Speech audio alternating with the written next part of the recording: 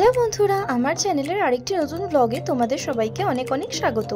আগের লাস্ট ভিডিওটাতে আমি বলেছিলাম যে আমরা মায়াপুর চলে এসেছি, দুপুরের ভোগ খেয়ে হোটেলে গিয়ে রেস্ট করছিলাম। তো দুপুরবেলা রেস্ট করার পর ফাইনালি সন্ধ্যেবেলা রেডি হয়ে বেরিয়ে পড়েছি সন্ধে আরতি দেখতে যাব বলে। আমাকে কেমন লাগছে তোমরা সবাই কিন্তু অতি অবশ্যই একটা কমেন্ট করে জানিও। আমার না মনে হয় আমার চুলটা কাটাটা ভুল হয়ে গেছে। তোমাদের এই সম্পর্কে কি ধারণা সেটা কিন্তু আমার সঙ্গে অতি অবশ্যই শেয়ার করো। আমাদের হোটেলটা ছিল দি রয়্যাল প্যালেস। এটা কিন্তু মন্দির থেকে পায়ে হেঁটে প্রায় 3 মিনিটের ডিস্টেন্স ছিল। তো সেই কারণে ঠিক করলাম এবার টোটো করে না, পায়ে হেঁটেই মার্কেটটা দেখতে দেখতে চলে যাব মায়াপুর ইসকন টেম্পলের কাছে। দেখো কি সুন্দর যেন একটা কৃষ্ণের মূর্তি, না দেখেই যেন প্রাণটা পুরো জুড়িয়ে গেল। এরপর শুরু করলাম হাঁটা। হাঁটতে হাঁটতে চারিদিকের মার্কেট দেখতে দেখতে আর এই যে সুন্দর একটা পরিবেশ সেটা উপভোগ করতে করতে যাচ্ছিলাম ইসকন টেম্পলের দিকে। ওই যে দেখো আমার মা, বোন, দিদা সবাই আসছে। বোন দেখে লজ্জায় ঘুরে গেল। এরপর চুলটুল ঠিক করে আসবে ক্যামেরায় আমার পাশে। ওই যে দেখো যা বললাম সেটাই কাজ, চলে এসছে চুলটুল ঠিক করে স্টাইল করতে করতে। ওকে কেমন লাগছে তোমরা কিন্তু কমেন্টে অবশ্যই জানিও। এরপর হাঁটতে হাঁটতে আমরা চলে আসলাম মেন গেটের সামনে। এই গেটটা দিয়ে ভেতরে ঢুকতে হবে, তারপরেই আমরা গিয়ে পৌঁছাতে পারবো যেখানে আরতি হচ্ছে সেখানে। ভেতরে ঢুকে দেখলাম ভেতরেও নানা জায়গায় ছোটোখাটো করে কৃষ্ণের আরতি হচ্ছে। এই যে ঢুকেই বাঁদিকে এক জায়গায় কি সুন্দর করে আরতি হচ্ছে।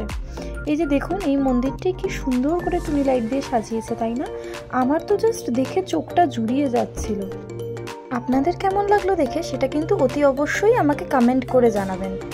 এরপর চলে যাচ্ছি সামনের দিকে যেখানে আর কি সন্ধে আরতি হবে। আরও একবার যাওয়ার পথে আপনাদেরকে দেখিয়ে দিই পুরো মন্দিরের ভিউটা।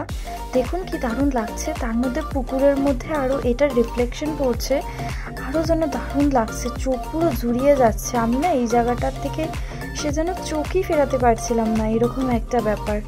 আর হবেই বা কেমন নেই। দেখুন সামনে সবাই যাচ্ছে আমাদের সাথে সন্ধে আরতি দেখতে। আমরাও মন্দিরটিকে পার করে এরপর এইরকম একটা ফাঁকা বসার জায়গা মতো পড়ে সেখান থেকে হেঁটে হেঁটে যাচ্ছিলাম সন্ধে আরতি দেখতে যাব বলে। আমার মা আমাকে খুব বকাবকি করছিল যে আমার জন্য কিন্তু প্রচুর লেট হয়ে গেছে, এরপর আমরা আরতি দেখতে পারবো কিনা তার ঠিক নেই। কিন্তু আমরা কিন্তু আরতি শেষমেশ দেখতে পেরেছিলাম। ভগবান চেয়েছিলেন আমরা আরতি দেখি, সেই কারণে দেখতে পেয়েছিলাম। এই যে মন্দিরটি দেখছেন, এই মন্দিরটির মাথায় যে চূড়াটি আছে সেটা নাকি পুরোটাই সোনার সবাই বলে। এই যে এই ক্যাফেটা, এর পাশে হচ্ছে ফোন জুতো জমা রাখার লাইন। আর তারপরেই যে মন্দিরটি পড়বে ওই যে সামনে দেখতে পাচ্ছেন হালকা হালকা টুনি জ্বলছে, ওখানে হচ্ছে আরতি হয়। বাবারে বাবা, দেখুন কত লম্বা লাইন। এই লম্বা লাইনে দাঁড়িয়ে ফোন জমা দিয়ে তারপর ভেতরে যেতে হবে আরতি দেখতে। আমার মা লাইনে দাঁড়িয়ে গেছে যথারীতি, আর আমি এই গাছটিকে হুট করে দেখতে পেলাম। দেখুন কি সুন্দর লাগছে, কি সুন্দর সাজিয়েছে। এবার ভেতরে যাব। ভেতরে ঢুকে মনে হয় যেন এক আলাদাই জায়গায় চলে এসেছি। এই যে শিল প্রভুপাদ, ওনার জন্যই আজ এই সমস্ত কিছু আমরা পাচ্ছি।